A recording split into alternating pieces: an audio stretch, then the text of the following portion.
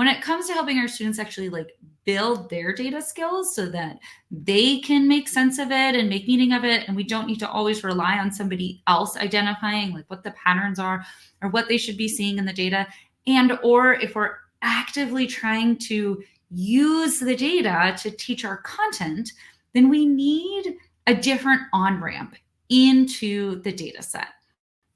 There are a variety of tools and resources that My NASA Data and others are putting together around this.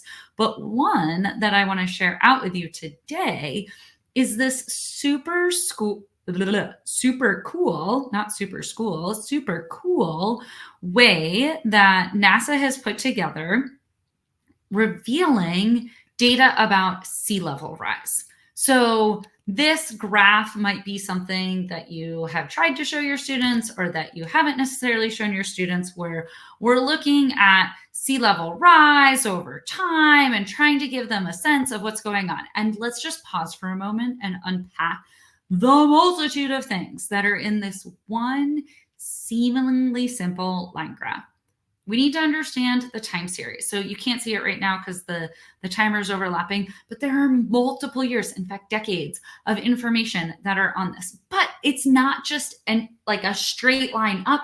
It goes up and down. This is why we often get, when we ask our students, like, what pattern do you see? What trend do you see? In a line graph like this, we get responses of it goes up and down, right? That's that novice looking at surface attributes on the data. Because within each year, there is an annual cycle. There is a cyclical pattern to sea level that is showing up as a signature in this data set, in this data visualization.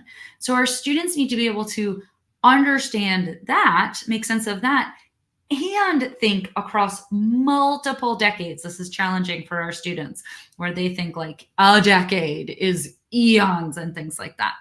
Then we have to think about like centimeters. Well, 10 centimeters doesn't actually like seem like that much, but then you think about it globally across the world. So we are operating on so many different spatial and temporal scales with just this one simple line graph.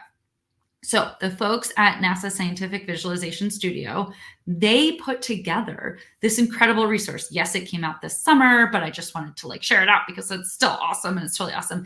And they use the slow reveal technique.